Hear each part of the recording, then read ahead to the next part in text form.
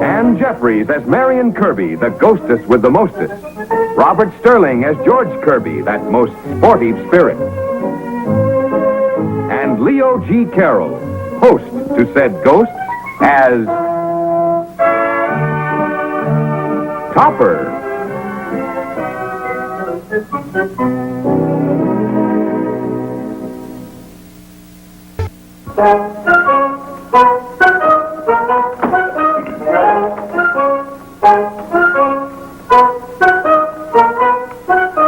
Yes, Topper? I wanted to talk to you, Mr. Schuyler, but I just wanted to make sure that no one else was around. Well, who else could be around? I just wanted to make sure. You're all trouble, Topper, the little people, the Kirbys, I believe you call them? They're a very nice couple, really. But they have a way of getting me into trouble. That's why I'm not telling them about this. Yeah, that's very sound. Mr. Schuyler, I've been doing some intensive research on a matter of vital importance to the country, money. Well, glad to hear it, Topper. The vital need of our national economy today is a 7-cent dime. I beg your pardon? Designed it myself. The answer to inflation. This is your own idea, Topper? Yes, of course. Why? Oh, nothing. I just thought perhaps it might have come from your little friends. But I told you I don't want them to know about this. Besides, they're normal size. Yes, of course. Yeah. There's a hole in it? Fits vending machines. Now you take the nickel candy bar. The price of sugar goes up. The maker, because he has to sell through machines, raises the price to a dime. Inflation. Now, with my new coin, he only raises the price to 7 cents. No inflation. Well, that sounds fairly reasonable, yeah. Our whole coinage system is totally out of date. Now, if I could get my new coin to the right people in Washington, What's the matter, Topper? I think they just came in. They did? Well, thank you, Mr. Schuyler, for giving me your time. We'll take it up later, shall we? Take what up, Topper? We must have lunch together, Topper. What, Topper? Never mind. Well, anything you say, Topper. Take what up, Topper? You have to tell us. I refuse to tell you anything. Yes, of course. Put something in his pocket, Marion. Search it. Don't you dare. Stop that. Nothing there. I must apologize, Mr. Schuyler. You need a rest, Topper. We better frisk Schuyler, Marion. Pat him down, George. I was just looking for a match. You need a rest, Topper. Why not take this idea of yours to Washington, in person, that is? Oh, really? Can the bank spare me? Well, we'll muddle through.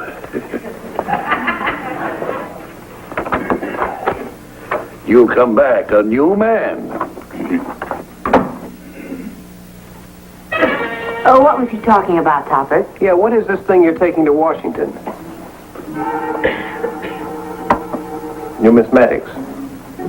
Numismatics? What's that? Well, you've heard of atomic energy. Yes. Well, this is numismatics.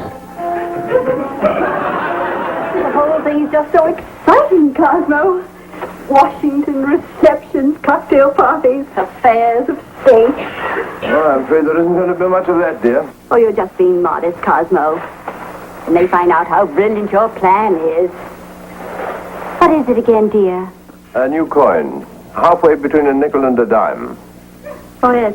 That's very clever of you, Cosmo. Thank you, dear. Cosmo, you're not keeping anything from me. Keeping anything? I mean, have you told me the real reason we're going to Washington? But I've just told you. Of course you have. Something about a coin. Oh, what else could it be? Men don't go all the way to Washington about dimes, Cosmo. Now, do they? Henrietta, I suppose that at least once in the life of every man there comes an idea that to the rest of the world seems trivial, unworkable, even at times a little ridiculous. Some people dream of rocket travel to the moon. I should like to see my country coin a 7-cent dime. Of course, dear. And whatever it really is, Cosmo, you know how I am about secrets. Don't tell me. Think of old Topper stumbling onto something like that. Now, don't go off the deep end, George. Deep end? He was only in Schuyler's office 2 minutes, and when we came in, Schuyler was as white as a sheet. Topper's not a scientist. Take it straight to Washington, he said. Straight to Washington. What is it? It's better that the awful knowledge remain locked in the brain of Cosmo Topper. Numismatics. Look at this.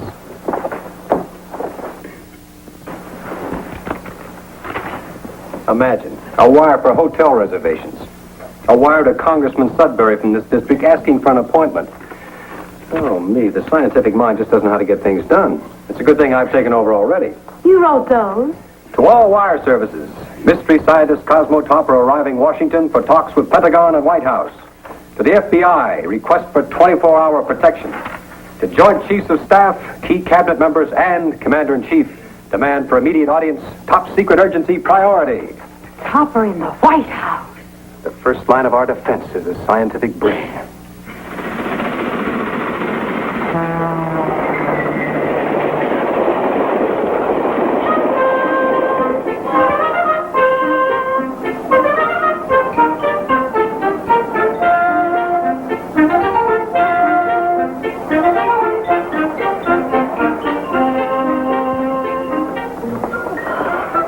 Washington. I want to see a senator, Cosmo. Can't you tell them by those little string ties? Yes, of course, dear. Just be careful, Topper. Remember, we're here to protect you. Don't talk to strangers and don't go out by yourself. Small chance. What, Cosmo? Paul Schmantz, an old classmate of mine. The name just occurred to me. Why? Does he live in Washington? No, but he was a capital fellow. There he is. Come on, Pete. Cosmo Topper, when are you seeing the president, Dr. Topper? Any comment on that? Get one with Mrs. Topper here now, will you, Pete? They all seem to know you, Cosmo. Seems like suspicious. I don't know. There. A foreign agent if I ever saw one. He's trying to beat Topper. Within security, Dr. Topper, could you give us an idea of what you've developed? Why, yes, I'd be glad to. Sorry, Dr. Topper. No statements to the press. You'll come this way. It's a trap, Topper. Don't go with him. That's ridiculous. It may be ridiculous, but I have my orders. My car's over here. We'll save you, Topper.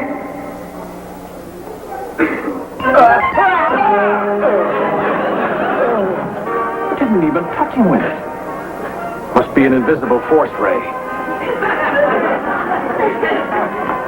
I thank you. Secret Service assigned to guard you. Such an exciting city, Cosmo. I had no idea a 7-cent dime would get this reception.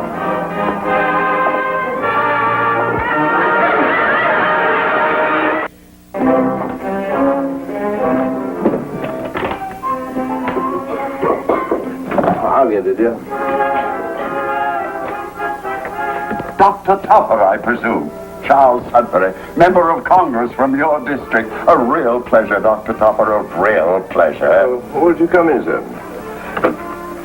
Oh, my dear, this is Congressman Sudbury. How do you do, Mrs. Topper? Do sit down, Congressman. Thank you. I just thought I'd drop over and see if there was anything I could do for you and the doctor. Lunch, perhaps. Doctor, is somebody sick? It's just Mr. Topper, sir. Really? Oh, the more remarkable. You must be very proud of your husband, Mrs. Topper. Oh, Cosmo was bound to stumble on something sooner or later. He's always thinking, you know. I'll go put on my hat and do sit down, Congressman. Thank you. Does he look like a congressman to you, George? An interloper. Definitely the criminal type. Perhaps you'd like to see Congress in session sometime. Don't trust him, Topper. He's a spy. Don't be absurd, George. The name is Charles. It was only a suggestion, of course, Dr. Topper. Anything you say. Oh, that's very kind of you. Naturally, I'd like to discuss my ideas with you at the first opportunity. With me? Don't do it, Topper. Well, now, my theory is that... Please, Dr. Topper, I have nowhere near the security clearance to discuss such information. But why should it have to have clearance? Oh, Dr. Topper, really? You scientist. George, he's stealing the thing. Never.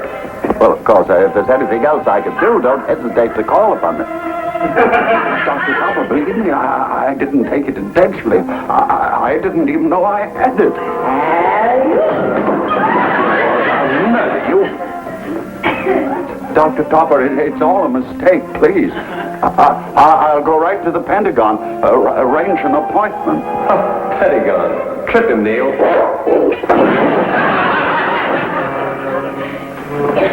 I better make it to the White House. Well, but Mr. Sudbury, No. I thought he was taking us to lunch. Well, he had to vote on an emergency issue. But why was he hobbling? Hobbling? I expect it was a lame duck Congress.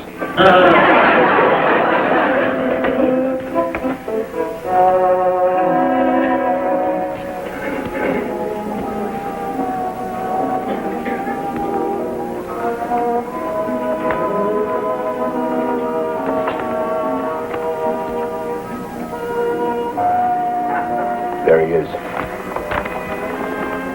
Has he got it with him? The box? Yes. That box is worth millions to us, Fenster. Billions. Pardon me, but aren't you Cosmo Topper? Why, yes. Emil Barco, sir. You've heard of the Barco Foundation for Scientific Research?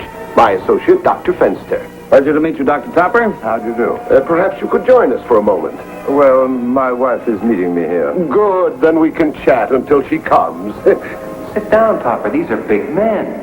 And honest. You can tell by the earlobe. We'll join you.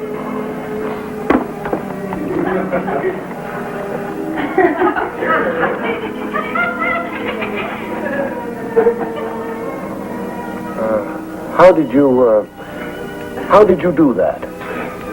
Italian restaurant. The chefs are Roman.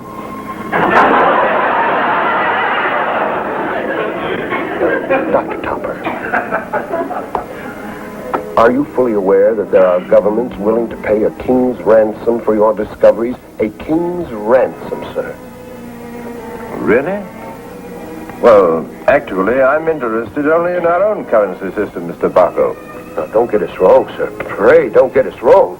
We are patriots, sir. Absolutely. Your discoveries shall, of course, go only to the United States. Besides, who can pay more money? That sounds reasonable, Topper. But I plan to give it away. Give it away? Oh, there you are, Cosmo. Yes, dear. Well, thank you, gentlemen, for your interest in my plan.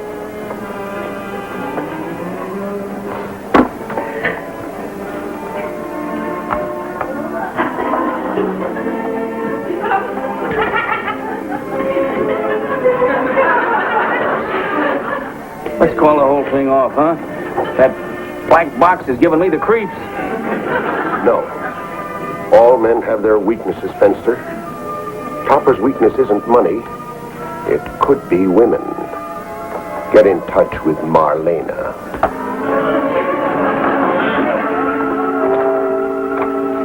Dr. Topper, you are alone?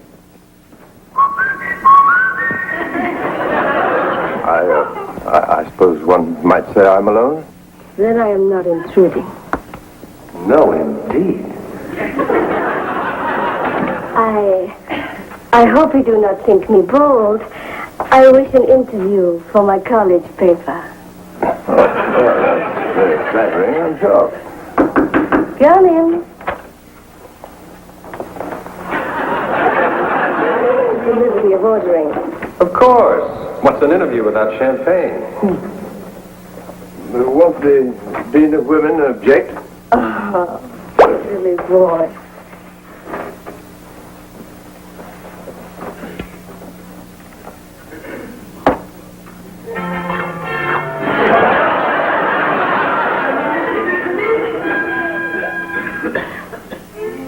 To us. To us?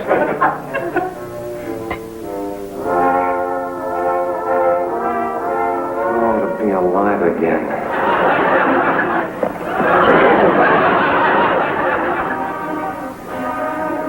Oh, naughty boy. Hmm. 1947. Not a bad year.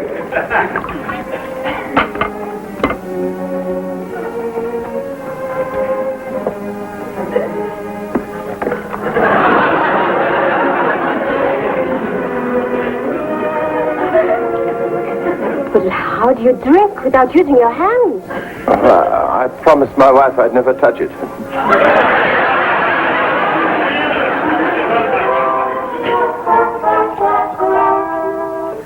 Wait, it's floating.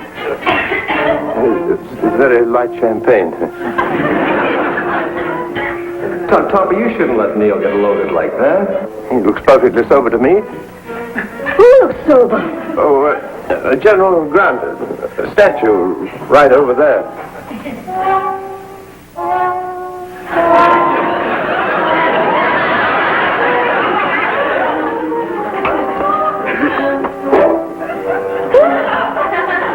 Neil.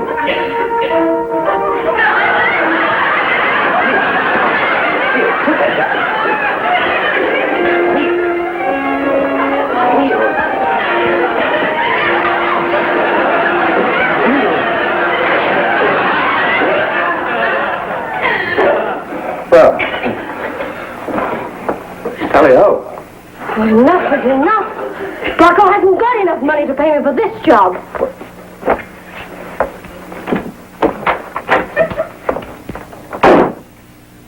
What did she say? Barco. Not you, Neil. She was working for Barco. They're trying to get the box. Why? Anyway, I still have it. I should have realized. He's the type that would stop at nothing. Well, what can he do? The girls, they're gone. He's holding Henrietta and Marion. Preposterous. Is it? Didn't he say he'd pay a king's ransom for your discovery? Well, yes. Why, of course. It's their only logical move, the fiends. You really think that they'll be getting in touch with us soon, Topper? When they ask for the secret, what will you tell them? Well, what can I tell them? Only that I have a plan for a 7-cent dime. In your position, I'd only hope I'd be strong enough to do the same. Whatever the personal cost, your country comes first. You're a raving idiot. Perhaps, but I salute you. Hey, wait a minute. They've got Marion, too. How come you're so noble with my wife?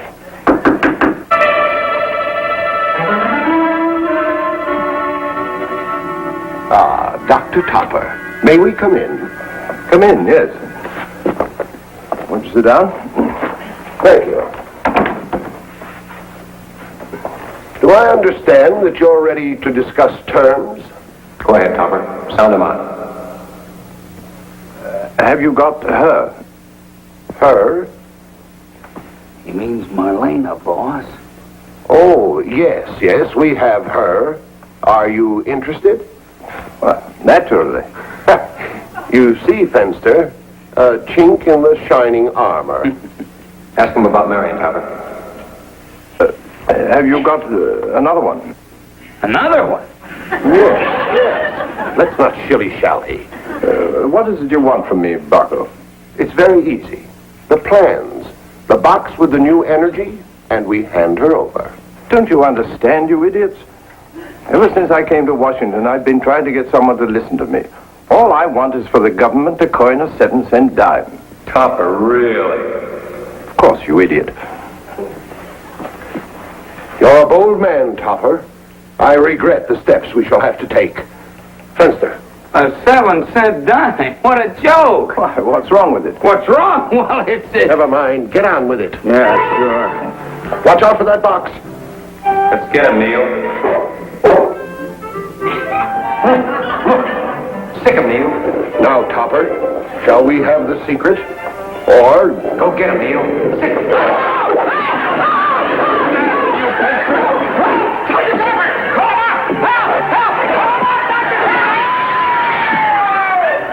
George, you killed him.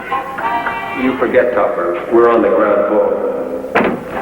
Dr. Topper, are you all right? We were listening outside the door. You're under arrest. Attempted espionage. And kidnapping.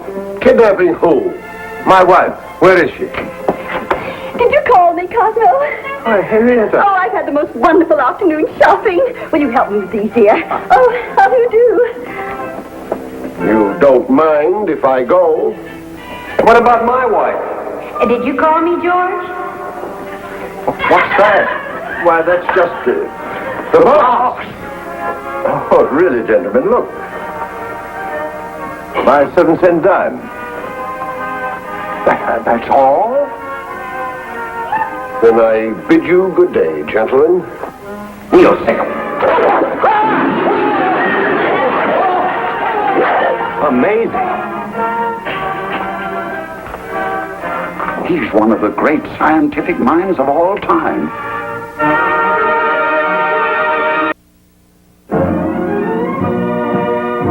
Produced by John W. Lufton.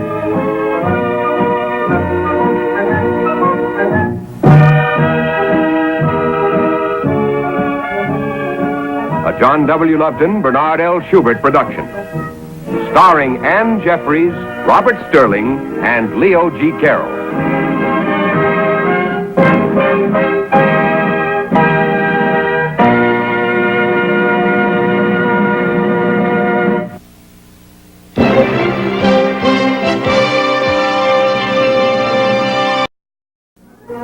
Ann Jeffries as Marion Kirby, the ghostess with the mostest.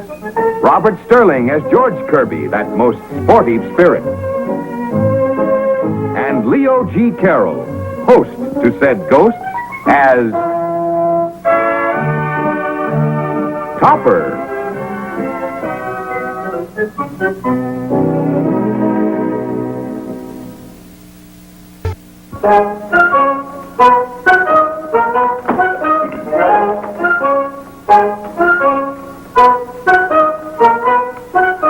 Yes, Topper? Oh, I wanted to talk to you, Mr. Schuyler, but I just wanted to make sure that no one else was around. Well, who else could be around? I just wanted to make sure. You're all trouble, Topper, the little people, the Kirbys, I believe you call them? They're a very nice couple, really. But they have a way of getting me into trouble. That's why I'm not telling them about this. Yeah, that's very sound. Mr. Schuyler, I've been doing some intensive research on a matter of vital importance to the country, money. Well, glad to hear it, Topper. The vital need of our national economy today is a 7-cent dime.